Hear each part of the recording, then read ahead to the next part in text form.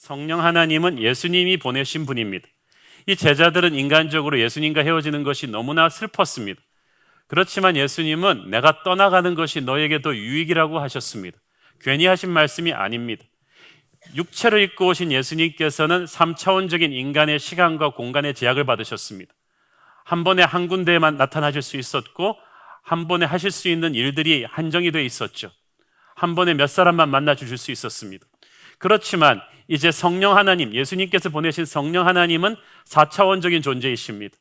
예수님과 똑같은 능력과 생각을 가지신 인격체이시면서도 동시에 수백 수천 군데에 나타나실 수가 있고 똑같이 수많은 사람들의 기도를 응답해 주실 수가 있습니다. 그래서 예수의 영 성령님께서 오시는 것이 더 유익이라는 것입니다. 예수님은 이 성령을 보혜사라고 칭하셨습니다. 보혜사라는 말이 정말 어렵습니다. 이 말 딱 듣자마자 무슨 말인지 아는 사람은 이상한 분입니다. 이거 굉장히 어려운 말이거든요. 이걸 영어 성경에 보니까 카운셀러라고 되어 있습니다. 영어로 이 상담자라고 이렇게 번역했는데 헬라어 번역을 제가 조금 더 정확하게 한다면 옆에서 같이 동행하면서 도와주는 분이다. 제가 번역한다면 그냥 코치라고 번역하겠어요. 운동 코치. 선수 옆에서 선수를 지도해주고 개발해주고 뛰게 하는 존재입니다. 코치가 선수 대신 뛰지는 않습니다. 그렇지만 훈련 때부터 시합장까지 1분 1초도 코치는 선수 곁을 떠나지 않습니다. 함께 박수 쳐주고 훈련시켜주고 때로는 꾸짖어주면서 다듬어주죠. 겉으로 드러나진 않지만 코치의 역할은 절대적입니다. 좋은 코치가 없는 선수는 결코 태어날 수가 없습니다. 우리도 마찬가지입니다. 우리가 믿음이 좋아서 이 자리에 서 있다고 생각하지 마십시오. 한옥 목사의 믿음과 의지로 여기까지 온 거 절대 아닙니다. 보이지 않는 성령님 코치가 옆에 붙어 계셔서 나를 조련하시고 꾸짖어 주시고 격려해 주시고 이끌고 오셔서 여기까지 온 거예요.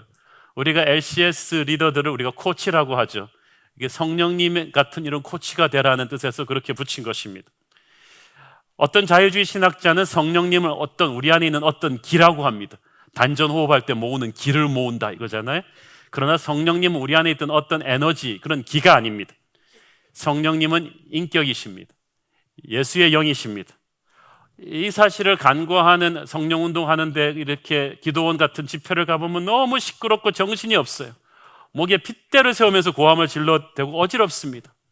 그러나 성령님은 인격체이세요.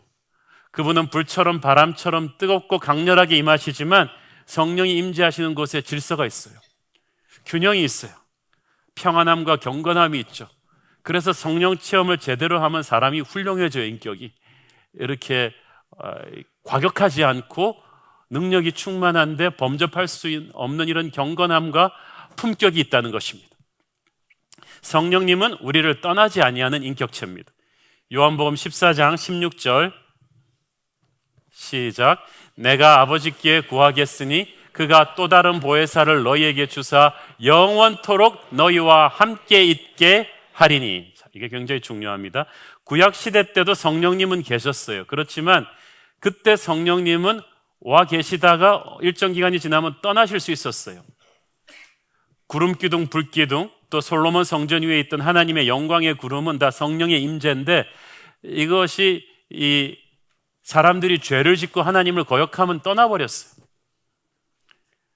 그때 구약시대는 그랬어요. 그렇지만 신약시대 때 예수님의 십자가 사건 뒤에 오순절날 오신 성령님의 시대는 달라요. 이제 이 성령님은 떠나지 않으세요. 우리가 죄를 지어도 떠나지 않으세요. 왜냐하면 이 성령님이 오신 조건은 우리의 의를 보고 온 것이 아니라 십자가 보혈의 공로로 온 것이기 때문에 성령님은 우리가 죄를 지어도 예수님의 십자가 보혈 때문에 참고 우리 안에 계세요. 우리의 홀대를 받으면서도 슬퍼 탄식하면서도 우리를 떠나지는 않아요. 그래서 영원히 함께 계시는 성령님입니다. 이 성령님은 예수의 영이신데 성령님은 코치라고 했습니다. 이 코치는 어떻게 우리를 조련하십니까? 이 성령님은 진리의 말씀으로 우리를 조련하십니다. 인도하십니다. 요한복음 16장 13절 보겠습니다. 시작. 그러나 진리의 성령이 오시면 그가 너희를 모든 진리 가운데로 인도하시리니 그가 스스로 말하지 않고 오직 들은 것을 말하며 장래일을 너희에게 알리시리라. 그가 너희를 모든 진리 가운데로 인도하시리니 그 말이 무슨 말입니까? 성령님께서 우리의 바이블 스터디 티처라는 거예요. 성경을 가르쳐 주신다는 뜻입니다.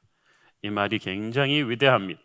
하나님의 말씀은 성령의 감동으로 쓰여진 것이기 때문에 성령을 체험하지 않고 말씀을 풀 수가 없어요. 그래서 성령 체험하지 않은 목사님이 아무리 박사학위를 몇 개씩 받아가지고 와서 설교를 해도 이게 냉랭한 거예요. 사람들한테 감탄을 자아내게 할지는 몰라도 감동을 주지는 못해요. 왜냐하면 머리는 머리를 자극하고 영은 영을 자극하거든요. 이 주석이 말해주지 않는 성령의 감동으로만 볼 수 있는 어떤 말씀의 행간이 있다니까요. 그래서 여러분이 성령 받지 않고 말씀을 읽으면 이게 완전히 수면복음이에요. 그냥 졸려버립니다. 그런데 성령의 눈으로 말씀을 보면 이게 달라져요. 글이 막 살아서 나한테 딱딱 꽂히는 것 같아요. 막 소리가 들리는 것 같습니다. 성령으로 거듭나지 않고는 말씀에 담긴 하나님의 그 깊은 비밀을, 그 사랑을, 그 마음을, 그 지혜를 캐치할 수가 없는 것입니다. 성령은 말씀을 우리에게 가르쳐 주시는 분이다. 이 성령님께서 가르쳐 준다는 말이 무슨 말이냐 하면 말씀을 이해하게 할 뿐만 아니라 내 삶의 모든 섬세한 구석구석 순간순간마다 적용하게 도와주신다는 것입니다. 요한복음 14장 26절. 자, 그래서 이제 말씀을 이해하게 하시고 이 두 번째는 이제 적용하게 도와주신다. 같이 읽어보겠습니다. 시작. 보혜사 곧 아버지께서 내 이름으로 보내실 성령 그가 너희에게 모든 것을 가르치고 내가 너희에게 말한 모든 것을 생각나게 하리라. 여기서 영어 쓴 게 보니까 He will remind you, 상기시켜 준다는 거죠. 이 말이 무슨 뜻이냐 하면 성경이 두껍잖아요. 이따마다 하단 말이에요. 그런데 내 삶에서 어떤 사건이 탁 일어났어요. 그러면 이 상황을 내가 어떻게 풀어야 될 것인가? 어떻게 하면 영적으로 이 상황을 풀 것인가? 가정에서 부부싸움이 팍 터졌는데 아내가 이렇게 확 화를 내는데 이걸 어떻게 성경적으로 풀 것인가? 그때 스톱 그리고 가서 막 성경책 막 뒤지면서 이때 남편의 나아갈 바는 무엇인가? 이때 뒤질 수 없다는 거죠. 마치 골프 치다가 이 공이 이상한 데 걸렸는데 이때 몇 번 아이언을 써서 어떻게 해야 될 것인지 그때 막 골프 사전 검색해가지고 할 수가 없다는 거예요. 상황이 너무 급박하고 복잡해요. 근데 이때 타이거 우즈가 옆에 있다가 몇 번 아이언 쓰시죠?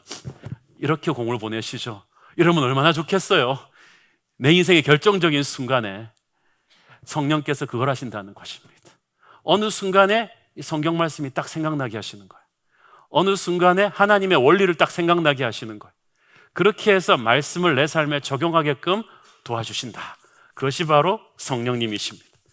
그래서 성령님께서 가장 원하시는 것은 우리와 교제하시는 것입니다. 왜냐하면 성령님은 우리에게 가르쳐주고 싶어 하세요. 성령님도 우리가 인생의 문제 앞에 바보 같은 답을 써서 막 고생하는 거 원치 않으세요. 가르쳐주고 싶으신데 우리가 와야 돼요. 성령님께서는 그래서 기도하는 사람, 말씀 묵상하는 사람을 가장 좋아하세요. 그것은 성령님을 초대하는 거거든요. 성령님께 물어보는 거거든요. 우리는 성령님 내게 임하옵소서 할 때 대부분 우리의 속내는 주님 내게 복 주시옵소서요. 우리는 복을 받기 위해 성령을 초대하는데 성령님께서는 우리와 교제하기 위해서 오시는 거예요.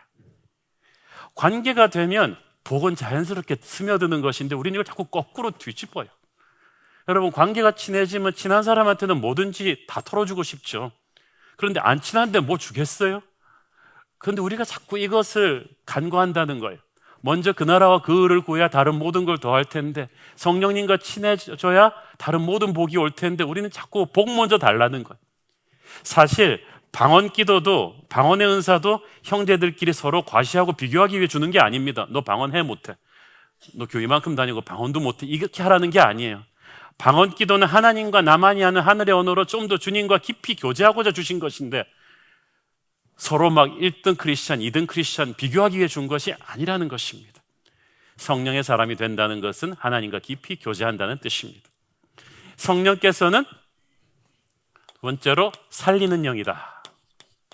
The Spirit of Life. 최근까지 한참 TV 방송에서 유행하는 말, 살아있네 이 말이었잖아요. 아무리 좋은 것이라도 죽은 건 비참합니다. 생물학적인 생명은 있지만 영이 죽어 있으면 그건 살아도 산 게 아닙니다. 성령이 역사하시면 이 영이 살아나죠. 로마서 8장 11절 시작. 예수를 죽은 자 가운데서 살리신 이의 영이 너희 안에 거하시면 그리스도 예수를 죽은 자 가운데서 살리신 이가 너희 안에 거하시는 그의 영으로 말미암아 너희 죽을 몸도 살리시리라. 아멘. 이 성령이 임하면 자살을 생각하던 사람에게서 그 죽음의 생각이 싹 사라져 버려요. 우울증과 불면증과 이 남을 죽이려는 생각과 이런 것들이 그냥 싹 밀려나가는 거예요. 마른 골짜기의 뼈들도 생기가 들어오면 살아나는 것입니다. 세상은 자꾸 우리의 영을 죽이려고 해요. 불안하게 하고 답답하게 하고, 그러나 그럴수록 우리는 하늘에 향해 손을 펴고 성령의 생기를 초대해야 되는 것입니다. 주의 영 그 생기가 내게 들어와 주시옵소서. 우리가 매주 부르는 찬양처럼 주의 영 그 생기로 우리를 다시 살려 주시옵소서. 그래서 여러분의 가정이 조금 불화가 심하고 막 다운돼 있는 것 같고 그러면 여러분은 집 문을 열고 들어가서 손을 펴고 에스겔처럼 기도해야 돼. 주의 생기가 이 가정에, 사망당한 이 가정에 들어와 주시옵소서. 우리 가정이 살아나게 하여 주시옵소서. 여러분의 비즈니스가 침체되어 있다. 그러면 여러분이 사장님이면 30분 일찍 출근하셔서 직원들 없을 때 손을 펴고 기도하는 거죠. 사망당한 이 직장 속에 주의 생기가 들어와서 이 사업을 살려주시옵소서. 여러분의 지역이 침체되어 있다. 여러분의 지역을 향해서 올라가면서, 저는 날마다 남산 가까이 사는 분, 날마다 남산에 올라가서 그랬던 분을 알고 있어요. 요즘도 그러신지 모르겠어요. 서울을 향해서 등산하면서 꼭 가는 거예요. 이 사망당한 이 죽음과 폭력과 음란이 가득한 이 서울에 주의 살리는 영이 들어오게 하여 주시옵소서. 여러분 주위의 모든 지역과 영역들은 여러분의 그런 기도를 받을 자격이 있습니다. 이 살리는 영은 퍼져나가는 거예요. 전염성이 있어요. 그래서 성령은 전도의 영이며 선교의 영인 거예요. 오직 성령이 너에게 임하면 너희가 권능을 받고 유대와 사마리아 땅끝까지 이르러 내 증인이 될 것이다. 그래서 성령이 임하면 이걸 전하고 싶어요. 내 주위에 죽어있는 것들을 다 살려내고 싶은 거예요. 성령이 임했는데도 전도하고 싶은 마음이 없다.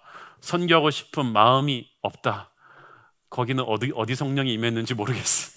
이 성령은 살리는 영이요, 이 살리는 영은 나만 살리는 것이 아니라 나의 이웃을 살리고 민족을 살리고 열방을 살리게끔 퍼져나가는 이 도구가 되어야 되는 것입니다. 여러분 안에 있는 죽음의 영이 물러가고 이 살리는 영이 충만하기를 바랍니다. 이 성령은 또 연합의 영이다. The Spirit of Unity. 이게 또 굉장히 중요합니다. 에베소서 2장 22절 같이 보겠습니다. 시작. 너희도 성령 안에서 하나님이 거하실 처소가 되기 위하여 그리스도 예수 안에서 함께 지어져 가느니라. 자, 우리가 교회가 그리스도의 몸이죠. 예수님께서 교회의 머리가 되시죠. 우리는 예수님을 중심으로 해서 전후, 좌우, 상하로 이렇게 연결되는 돌들이에요. 근데 돌과 돌이 그냥 붙어요? 중간에 시멘트가 들어가야 붙죠. 성령은 돌과 돌처럼 개성이 다르고 생각이 달라서 잘 붙지 않는 우리들을 붙여주는 접착제입니다. 이게 교회의 신비예요. 그래서 교회를 보면요, 전혀 섞이지 않을 것 같은 사람들이 들어와요. 새누리당과 민주당이 아무리 탕평체를 쓰자고 해도 절대 제가 보기에는 안 돼요. 근데 그 아저씨들 교회 들어오면 괜찮아요. 우리 교회 제가 딱 지난 선거 때 보니까 딱 절반인 것 같아요. 그래서 제가 정치 얘기 안 하잖아요. 서로 자극할까 봐. 그런데 우리 새누리당, 민주당 다 들어와서 교회 안에서 하나가 되는 것은, 영남과 호남이 들어와서 교회 안에서 하나가 되는 것은, 영남파 김호식 목사님과 호남파 김성현 목사님이 싸우지 않는 것은 성령께서 하나가 되게 하는 그게 있기 때문이야. 우리는 기성세대, 신세대 그 싸우지 않잖아요. 서로 하나가 될 수 있는 것은 성령께서 하나가 되기 때문입니다. 남성과 여성이 하나가 되고 남과 북이 하나가 되게 하고, 그래서 성령이 임하면요 피스메이커가 돼요. 성령이 임했는데 쌈딱이다, 기도원에서 기도하고 가서 그 힘으로 더 싸운다, 그건 이상한 성령이 잘못 받은 거예요. 은혜로운 교회는 화목케 하는 교회입니다. 그래서 성령 충만한 사람이 아무리 싸우는 부서라도 성령 충만한 사람이 그 부서의 팀장으로 가면 달라져요. 그 사람이 인격으로 달라지는 게 아니라 그의 안에 있는 성령이 풍겨져 나가서 서로 화목하게 하시는 것입니다. 저는 여러분이 속한 부서가 교회 안에서도 그렇고 세상 속에서도 그렇고 화목을 이루게 되기를 바랍니다. 자꾸 팀워크가 안 이루어지고 싸운다, 그러면 그 사역팀장은 모든 일을 중단하고 기도하셔야 됩니다. 기도를 해서 성령의 임재를 갈구해야 돼요. 교회는 대화나 정치적인 협상으로 하나가 되는 곳이 아니라 성령의 임재로 하나 되는 곳이기 때문에 그렇습니다. 자, 이 좋은 성령님이 내게 임하는 것을 우리는 성령 세례라고 합니다. 자, 여기서 우리가 용어 정리가 좀 필요합니다.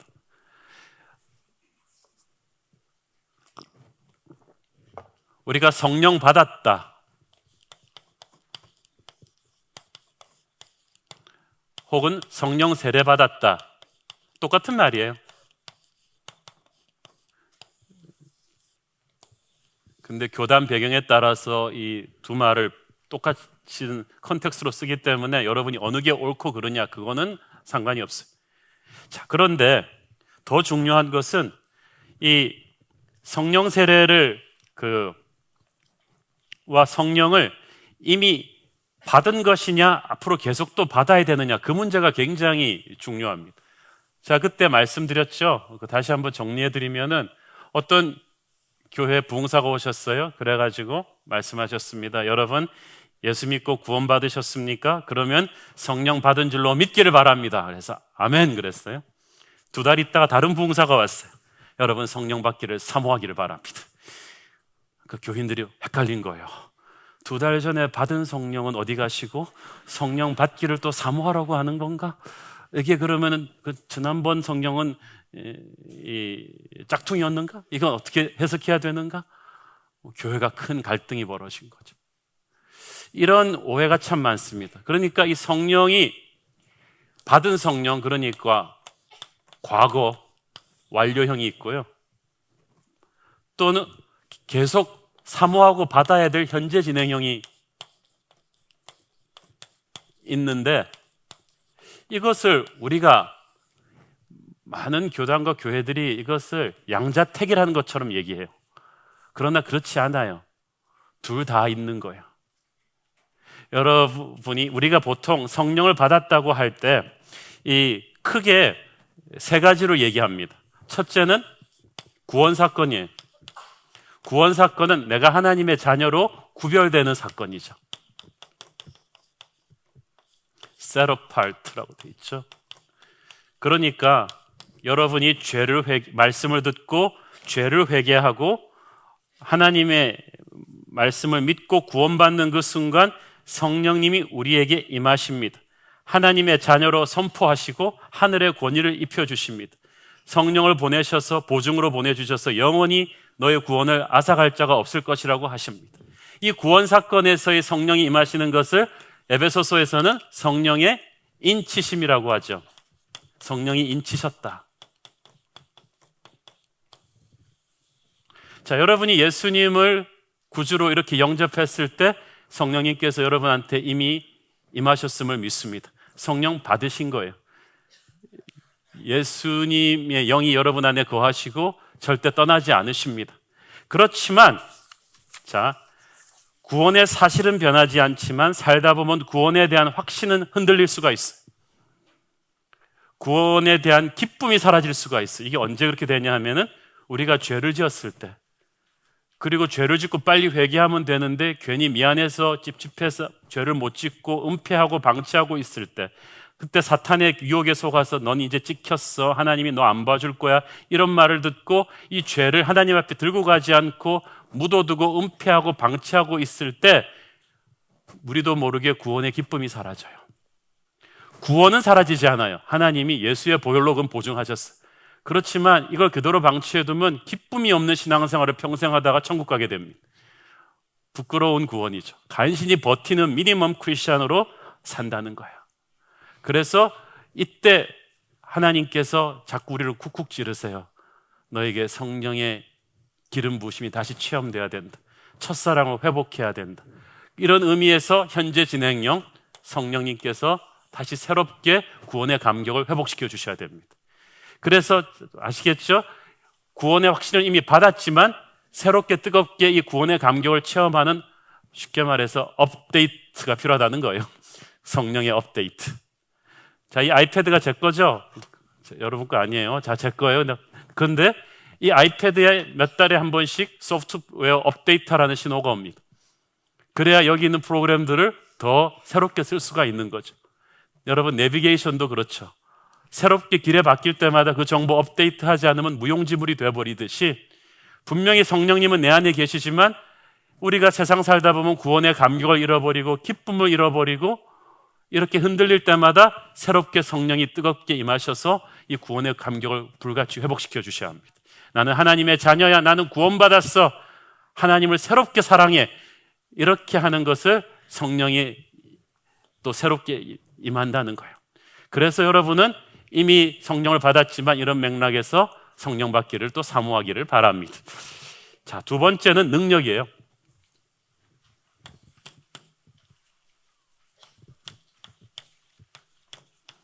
Spiritual empowerment죠. 성령이 임한다는 것은 권능을 부어준다는 것입니다. 하늘의 능력이 내게 임하는 거예요. 여러분, 하늘의 능력과 인간의 능력은 차원이 달라요. 이거는 마치 자전거 타는 사람과 KTX 타는 사람의 차이죠. 성령의 능력을 안 받은 사람도 하나님의 일을 하긴 하는데 그냥 미니멈만 하는 거예요. 기도를 하는데 이 기도에 불이 없어요. 설교를 하는데 설교에 불이 없는 거예요. 얼마나 이렇게 무기력하게 신앙생활 하는 사람들이 많습니까? 이건 마치 번쩍번쩍하게 닦아놓았지만 하늘로 날지 못하는 비행기 전 시간의 모형 비행기들과 똑같은 거예요. 힘으로도 능으로도 안 되나 오직 나의 신으로 되느니라. 이 순풍에 돛달듯이 하나님께서 보내주는 그 바람을 잡는 것, 이것이 성령의 능력을 힘입는 것입니다. 이 능력을 하나님께서 우리가 예수를 구주로 영접했을 때 이미 기본적으로 주셨지만 날마다 하나님께서 내게 주시는 사명과 비전에 따라서 새로운 능력을 계속 여기서 업데이트 시켜 주셔야죠.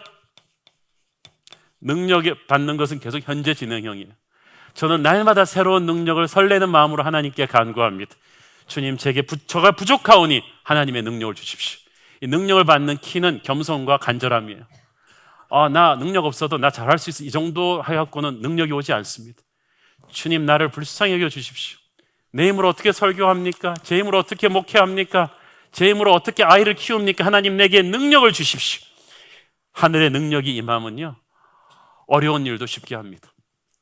능력이 없으면 쉬운 일도 어렵게 꼽니다. 저는 여러분에게 하늘의 능력이 임하기를 바랍니다. 이 성령의 능력이 날마다 그걸 갈구하며 임하는 사람은요, 뭐든지 할 수 있을 것 같다는 긍정적인 생각을 자꾸 하게 되고, 이 가슴에 담대함과 평화가 생기고 새로운 아이디어가 자꾸 생기고 생각이 아주 심플하고 맑아져요. 어린아이와 같이 순수하고 담대해지죠.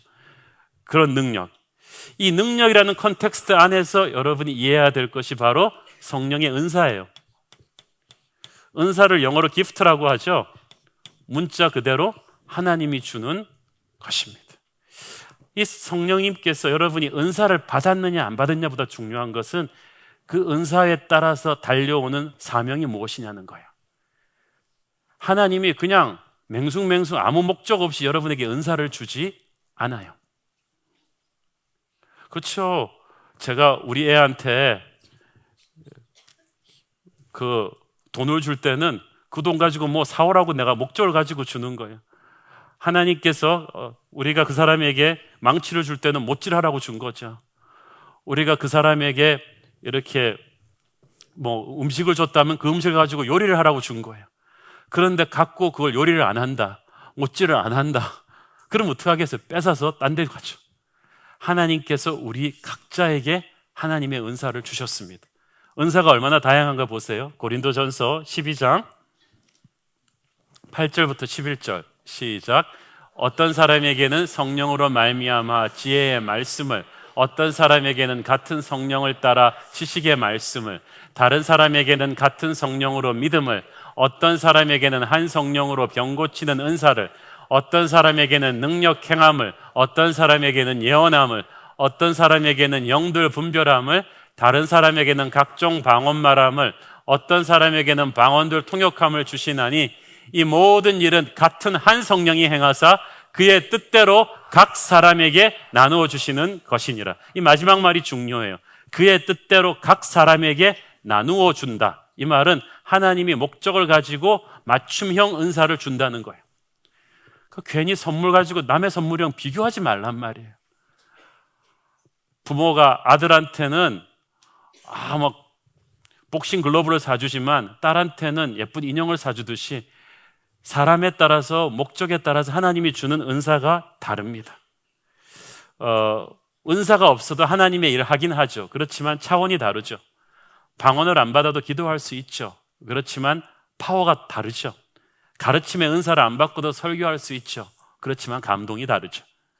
하나님이 여러분에게 어떤 은사를 주셨습니까? 그러면 그 은사에는 반드시 사명이 있다는 거예요. 은사는 주시면 받는 것이 내가 노력해서 쟁취하는 게 아닙니다. 사모할 수는 있지만 내가 억지로 하나님한테서 끌어낼 수는 없어요. 그래서 은사를 감당할 때 우리가 겸손해야 돼요. 그리고 안 받은 사람을 향해서 존경을 표할 줄 알아야 돼요. 그 사람이 내게 준 은사를 안 받았다고 해서 그 사람이 나보다 못한 사람이 아니에요.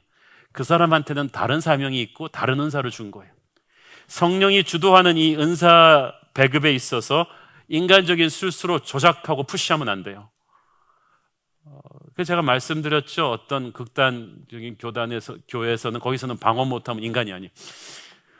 그래서 방언 못하는 사람들을 위해서 할렐루야 방언학교, 할렐루야를 빠르게 50번 발음해라. 그러면 혀가 돌 것이다. 혀가 돌기 전에 머리가 돌겠어요. 그러다가 그런 인위적인 방언의 조작이 무슨 은사겠어요. 은사는 하나님의 선택입니다. 사모할 수는 있지만 억지로 끌어낼 수는 없는 거예요. 자, 세 번째로 성령을 받았다고 할 때 이것은 인격의 변화, character transformation을 말합니다. 저는 개인적으로 이게 가장 중요하게 저는 어떻게 보면은 다가옵니다. 한국 교회가 가장 명심해야 될 이 성령의 측면이 예수님의 영이시기 때문에 성령이 내게 임할 때는 예수의 인격이 내 안에 심어지는 거예요. 우리가 예수 믿기 전에는 마귀의 인격이었어요. 욕하고 비판하고 욱하게 화내고 열등감 많고 잘 삐지고 막 서로 싸우고 이런 모든 마귀의 인격체를 예수님이 뽑아내시고 구원받을 때 예수의 인격을 심었어요. 그런데 씨앗이 심긴 것이지 이게 완전히 자라난 성숙한 대로 심기는 게 아니에요. 그래서 우리 안에 이때부터 예수의 새 사람이 있어요. 그리고 자라나기 시작해요. 내 마음에 사랑이 싹이 트고 있어요. 예수님 만난 날부터 내 마음에 사랑이. 그거 가지고 성령님의 열매 다 나오죠. 내 마음에 은혜가, 인내가. 이게 새싹이 자라는데 문제는 옛사람의 잔재들이 아직도 남아있다는 거예요.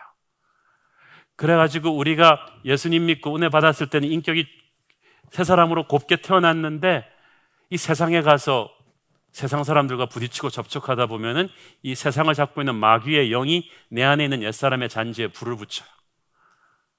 그래서 우리가 이미 인격의 변화를 받았지만 이 인격의 변화는 평생 가야 계속 업데이트 돼야 된다는 거죠. 교회에서 좋다가 나가서 그냥 차를 누가 한번 긁으면 그냥 옛사람의 성미가 욱하고 다시 막 폭발해요. 내 안에 옛사람이 살아있는 거죠. 그래서 아무리 깨끗하게 씻어도 밖에 나왔더만 다시 샤워해야 되듯이 어쩔 수 없어요. 그렇지만 우리는 이 교회 안에 들어왔을 때 아직도 옛사람이 살아있는 공사 중인 죄인들이 많이 모였단 말이에요. 그래서 가장 은혜 많은 교회에서 어떻게 보면 가장 상처가 많아요. 내 안에 있는 상처를 서로 주고받으면서 그리고 자기가 성격이 상처가 많을수록 남한테 상처 잘 주는 사람일수록 자기도 상처 잘 받습니다. 그렇게 하는데 이 상처받은 영혼을 치유하지 않은 채로 계속 사역을 하면 사람들한테 상처를 줘요. 상처를 가슴에 품고 찬양을 한다. 상처를 가슴에 품고 설교를 한다. 상처를 가슴에 품고 수도를 인도한다. 그러면 이 독이 그대로 나가는 거예요. 그래서 우리는 날마다 주님 앞에 엎드려 하나님의 일을 하기 부끄러운 나의 옛 모습을 내려놓으며 성령이 임하셔서 나의 인격의 모난 모습을 깎아주시옵소서, 예수님 닮아가게 해 주십시오라고 기도해야 되는 거예요.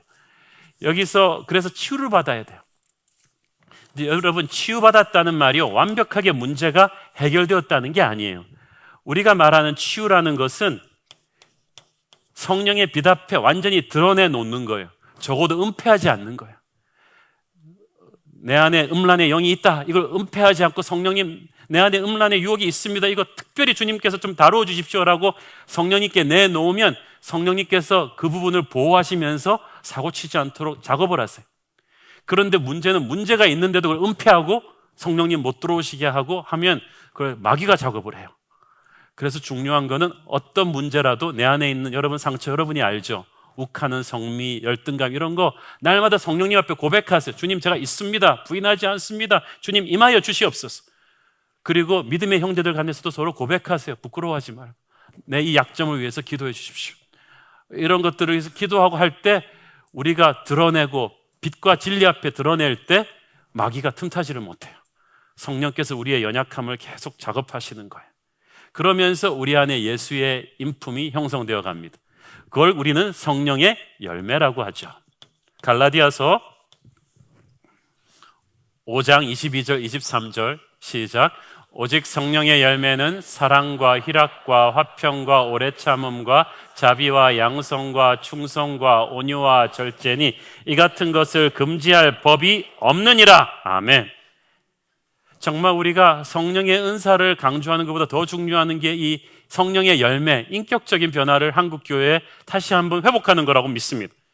방언의 은사, 신유의 은사 받으면 뭐합니까? 나가서 가정에서 아내 자식들한테 함부로 대하고, 세상에 나가 장사할 때 사기치고 거짓말하고, 도대체 안 믿는 사람들 앞에서 낯이 뜨거워서 볼 수가 없어요. 우리가 은사는 있을 수도 있고 없을 수도 있어요. 그러나 열매는 반드시 나타납니다.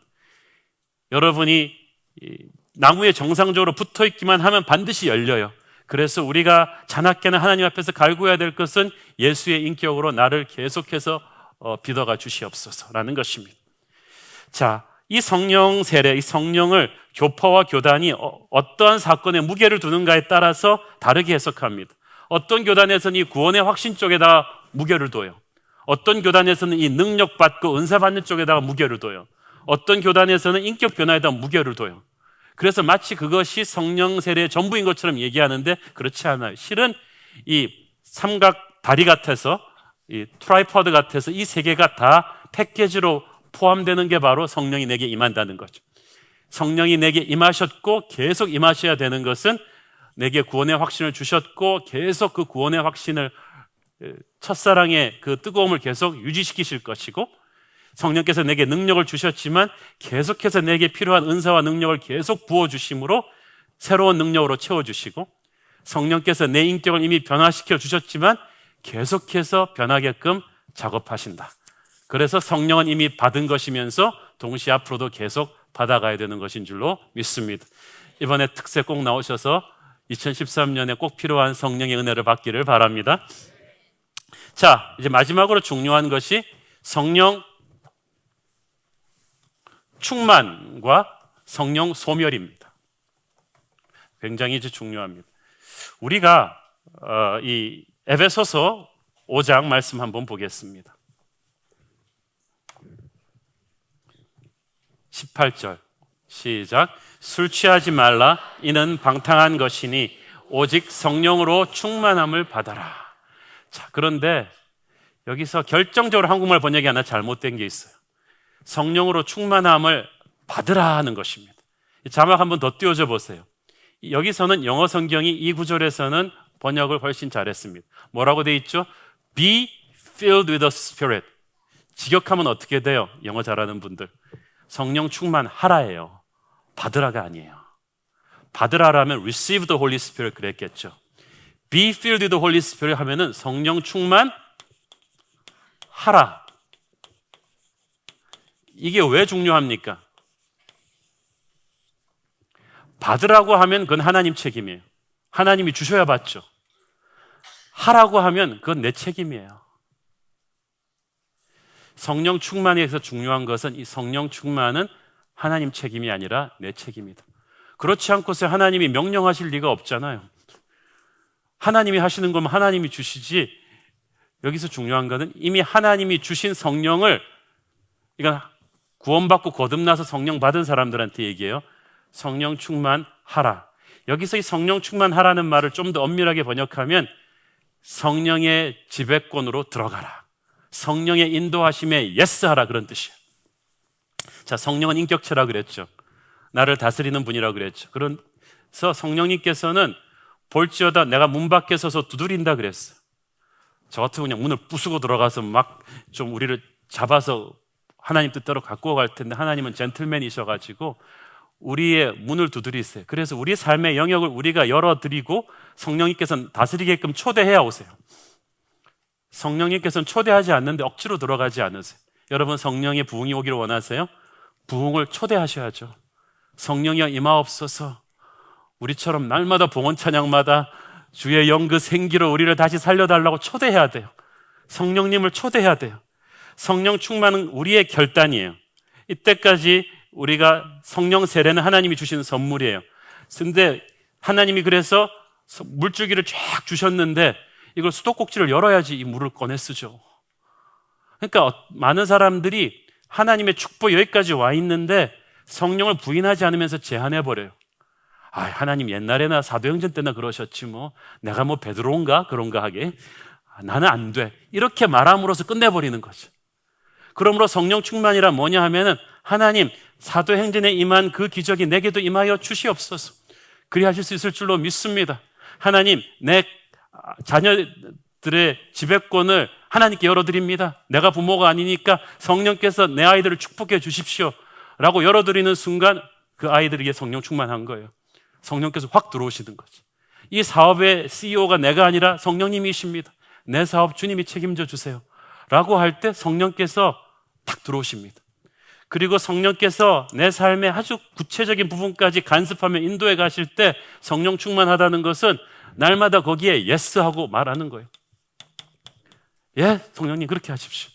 이 성령 충만한 사람은 그래서 한마디로 성령님이 다스리기 편한 사람이에요. 언제 불러도 얘는 와. 자다가 불러도 사무엘처럼 깨서 가는 거죠. 엘리는 잠이 많아서 잘 때는 하나님도 이 사람 못 부르는 거죠. 그런데 사무엘은 하나님이 항상 깨울 수 있었다. 저는 하나님이 항상 깨울 수 있는 사람 되기를 바랍니다. 여러분의 돈은 하나님이 쓰기가 쉬워야 돼요. 어떤 분 돈은 정말 하나님도 쓰기가 어려워. 치사해서 안 써. 그런데 어떤 사람의 돈과 시간과 재능은 하나님 쓰기 너무 편해. 전 여러분이 하나님한테 편한 사람 되기를 바랍니다. 회사에서 왜 비서실 출신이 승진하는지 아시죠? 꼭 탁월해서만이 아니라 사장 눈에 익숙하기 때문이에요. 사장이 편한 거예요, 쓰기에. 여러분, 하나님 보기 편한 사람이 되십시오. 성령 충만이란 하나님이 주신 성령의 인도하심의 그 결단에 내가 항상 예스 하는 거예요. 주님 말씀하시면 항상 내가 하나님한테 맞추는 것입니다. 저는 여러분이 성령 충만한 사람 되기를 바랍니다. 성령 소멸은 그럼 무엇이냐? 정반대죠. 하나님의 인도하심에 노하고 말하는 거예요.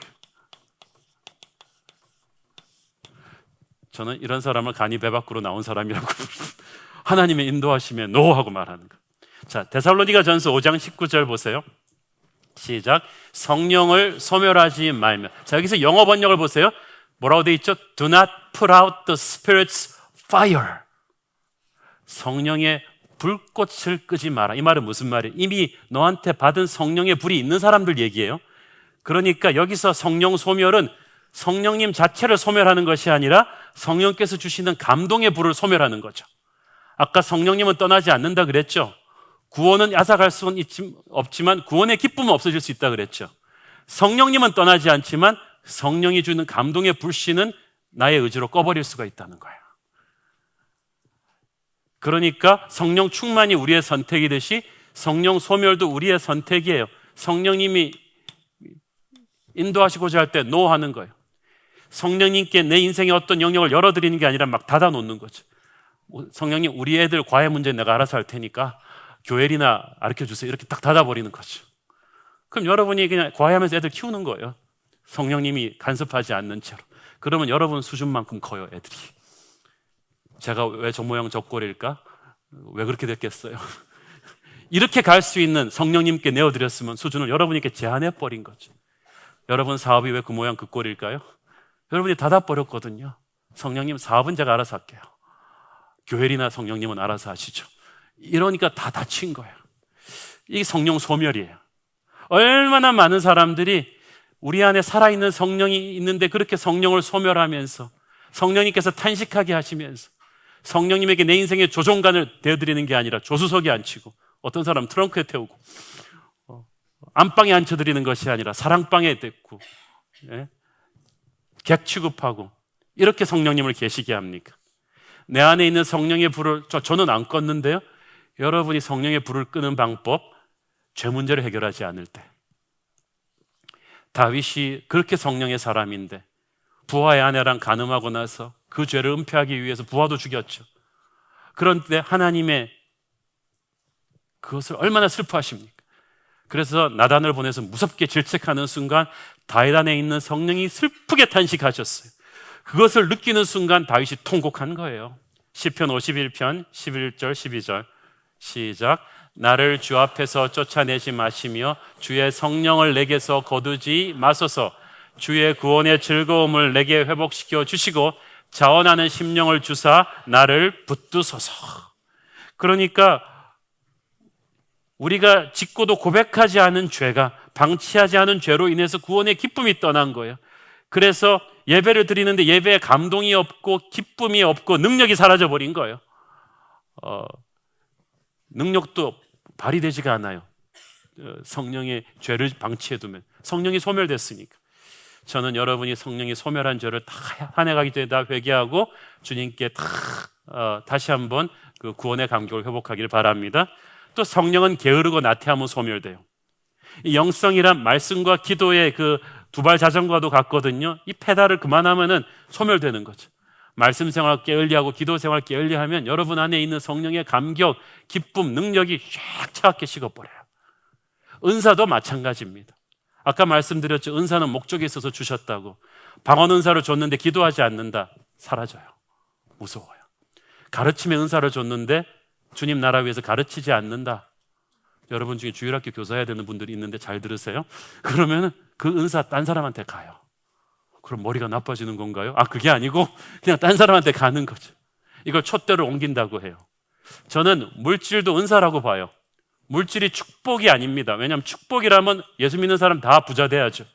그런데 몇몇 사람에게만 물질을 모으는 능을 주신 것은 그 물질을 사용해서 하나님 나라 일하라는 하나님의 사명이 있는 거예요. 근데 물질의 은사를 받고 하나님 나라 위에 쓰지 않는다. 그러면 그 물질이 그 사람을 불행하게 합니다. 흘러가 버려요. 그래서 하나님이 주신 은사는 게으르지 말아야 돼요. 부지런하게 사용해야 이것이 작은 일에 충성할 때 더 큰 은혜로 우리에게 돌아오고 있는 것입니다. 여러분, 제가 며칠 전에 아주 재미있는 뉴스를 봤어요. 육군 특수부대원들이 술집 종업원들한테 단체로 두들겨 맞은 얘기예요. 고도의 살인병기로 훈련받은 육군 특수부대원들께서 연말이다고 휴가 나갔고 술집에 갔다가 옆 테이블에 앉은 다른 특수부대원들과 시비가 붙어 싸웠어. 술집이 시끄러워지니까 술집 주인과 종업원들이 나와서 좀 조용히 하라고, 나가라고, 다른 손님들 방해된다. 그러니까 특수부대원들이 우리가 누군 줄 알고 그러면서 덤볐어요. 그런데 이 술집 주인이 또 옛날 군부대 출신이에요. 종업원들 한 10명이 쫙 왔어요. 붙었어요. 그런데 첫째 이 육군 특수부대 이분들이 다 만취해가지고 살인병기의 기술이 이게 체면이 비틀비틀하다가 술집 종업원들한테 비 오는 날 먼지 나듯이 두들겨 맞고 경찰에 구속됐는데 술집 종업원들은 풀려났어요. 왜냐하면 명분이 이쪽에 있으니까. 난동을 피운 게 특수부대원들이니까 헌병대로 다 압송됐어요. 아마 압송돼갖고 죽었을 거예요. 제가 이걸 보면서 느낀 게 있어요. 특수부대원들은 첫째 명분을 잃어버렸어요. 정의를 위해 싸운 게 아니고 자기들끼리 그냥 싸운 것이기 때문에 나라는 나라를 지키라고 위해서 가르쳐준 이 능력과 기술을 하나도 발휘 못했어요. 왜냐하면 술에 취해 있었으니까. 오늘날 너무나 많은 하나님의 사람들이 세상 앞에서 이렇지 않나 생각합니다. 거룩을 잃어버리니까 명분이 없죠. 세상의 술기운에 세상 것들을 우리도 취해버렸으니까 능력을 상실했죠. 세상 세력한테 두들겨 맞는 거예요. 욕을 보는 거예요. 이것이 오늘날 성령의 능력을 잃어버린 교회의 모습입니다. 성령의 인격과 거룩을 잃어버린 교회의 모습이에요. 우리는 이것을 다시 회복하기를 원하는 것입니다. 오늘 우리 안에 성령님께서 새롭게 임하셔서 우리 안에 예수의 인격을 다시 새롭게 하시고 능력을 새로 부어주시며 거룩한 하나님의 자녀로 다시 세워주는 역사가 있게 되기를 축원합니다. 기도합시다. 하나님 은혜를 감사합니다. 부족하고 연약한 우리들 성령의 기름 부으심으로 말미암아 비로소 살아날 수 있는 존재임을 믿습니다. 오늘 우리에게 성령의 감격이 다시 회복되게 하여 주시고 능력이 임하게 하여 주시고 예수의 인격으로 닮아가게 하옵소서. 예수님 이름으로 기도합니다. 아멘.